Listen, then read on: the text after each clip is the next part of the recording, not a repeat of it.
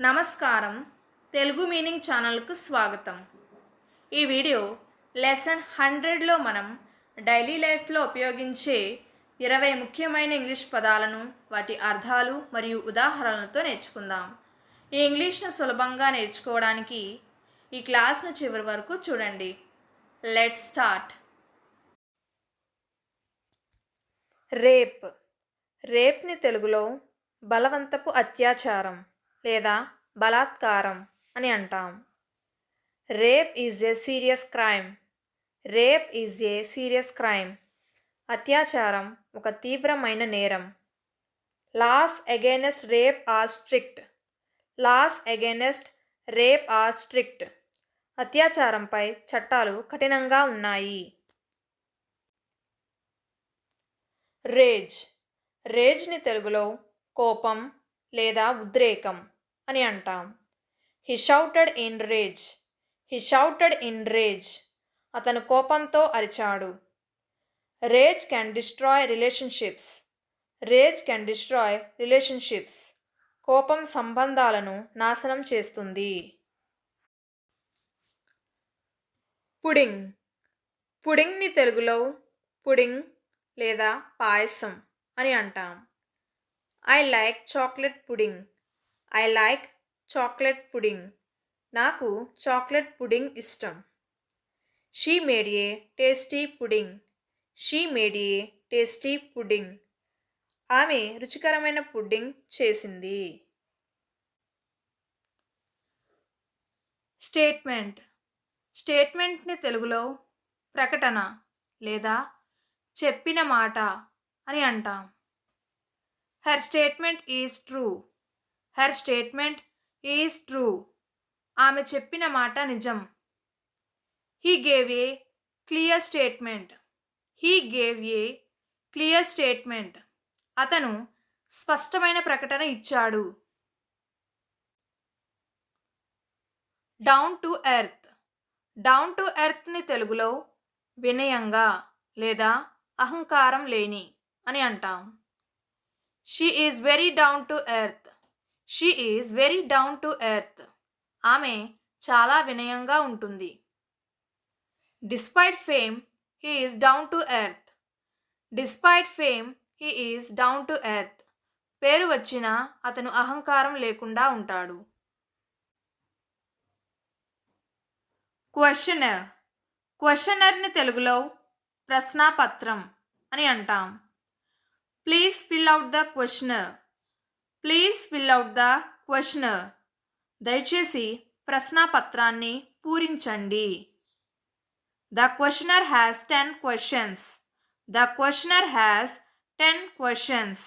ఆ ప్రశ్నాపత్రంలో 10 ప్రశ్నలు ఉన్నాయి. క్వెస్ట్. క్వెస్ట్ని తెలుగులో అన్వేషణ, శోధన లేదా పరిశోధన అని అంటాం. He is on a quest for truth. He is on a quest for truth. అతను నిజం కోసం అన్వేషణలో ఉన్నాడు. Their quest never ended.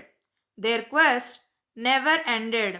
వారి శోధన ఎప్పటికీ ముగియలేదు. కిడింగ్. కిడింగ్ని తెలుగులో జోక్ చేయడం లేదా ఆట పట్టించడం అని అంటాం. Are you kidding me. Are you kidding me. నన్ను ఆట పెడుతున్నావా. I was just kidding. I was just kidding. నేను సరదాగా చెప్పాను. స్టాటిస్టిక్. స్టాటిస్టిక్ని తెలుగులో గణాంకం అని అంటాం. The statistic shows an increase. The statistic shows an increase. ఆ గణాంకం పెరుగుదలను చూపిస్తుంది. Statistics are important in research. Statistics are important in research. పరిశోధనలో గణాంకాలు ముఖ్యం. పంక్. పంక్ని తెలుగులో పంక్ లేదా ఎందుకు పనికిరాని వ్యక్తి అని అంటాం. He looks like A punk. He looks like A punk. అతను పంక్ లాగా ఉన్నాడు. Punk music is loud. Punk music is loud. Punk సంగీతం బిగ్గరగా వినిపిస్తోంది. పర్స్. పర్స్ని తెలుగులో పర్స్ లేదా చిన్న హ్యాండ్ బ్యాగ్ అని అంటాం. She lost her purse. She lost her purse. ఆమె పర్స్ పోగొట్టుకుంది. I bought a new purse. I bought a new purse. నేను కొత్త పర్స్ కొనుగోలు చేశాను. పజిల్. పజిల్ని తెలుగులో పజిల్ లేదా చిక్కు సమస్య అని అంటాం. This puzzle is difficult. This puzzle is difficult. ఈ పజిల్ కష్టం. I solved the puzzle. I solved the puzzle. నేను పజిల్ పరిష్కరించాను. రెగ్యులర్లీ. రెగ్యులర్లీని తెలుగులో క్రమం తప్పకుండా, తరచుగా లేదా నియమితంగా అని అంటాం. He exercises regularly. He exercises regularly. క్రమం తప్పకుండా వ్యాయామం చేస్తుంటాడు. I visit my parents regularly. I visit my parents regularly. నేను నా తల్లిదండ్రులను క్రమం తప్పకుండా సందర్శిస్తాను. రిగార్డ్లెస్. రిగార్డ్లెస్ని తెలుగులో పట్టించుకోకుండా అని అంటాం. I will help you regardless of the situation. I will help you regardless of the situation. పరిస్థితి ఎలా ఉన్నా నేను సహాయం చేస్తాను.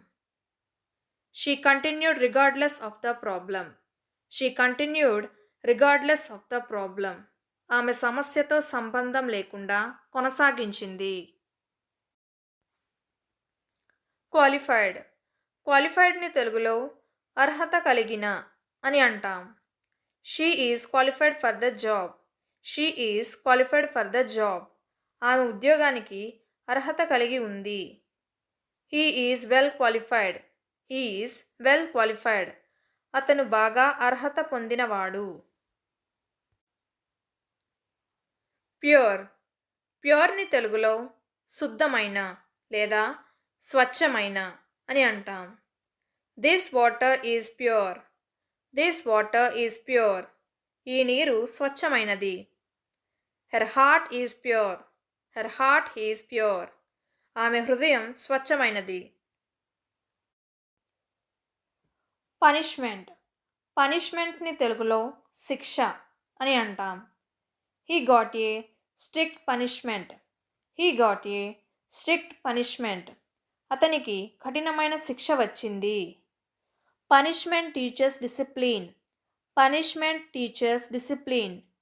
శిక్ష క్రమశిక్షణ నేర్పుతుంది. సబ్మిషన్. సబ్మిషన్ని తెలుగులో సమర్పణ అని అంటాం. Please send your submission today. Please send your submission today. మీ సమర్పణను ఈరోజే పంపండి. Late submissions are not accepted. Late submissions are not accepted. ఆలస్యంగా చేసిన సమర్పణలు అంగీకరించరు. రేషియల్. రేషియల్ని తెలుగులో జాత్యాధార అని అంటాం. Racial discrimination is wrong. Racial discrimination is wrong. జాతి వివక్షత తప్పు. They spoke against racial violence. They spoke against racial violence. వారు జాతి హింసకు వ్యతిరేకంగా మాట్లాడారు. పంప్. పంప్ని తెలుగులో పంపు లేదా తోడు యంత్రం లేదా తోడు అని అంటాం. The water pump is not working. The water pump is not working. Water pump పనిచేయడం లేదు. They pumped air in to the tyre. They pumped air in to the tyre. వారు టైర్లో గాలి పంపారు. ఈ 20 పదాలు మీకు నచ్చాయని ఆశిస్తున్నాను. వీటిని ఈరోజే ప్రాక్టీస్ చేయండి. మరిన్ని ఇంగ్లీష్ లెసన్స్ కోసం ఇప్పుడే తెలుగు మీనింగ్ ఛానల్కు సబ్స్క్రైబ్ అవ్వండి. Thank you.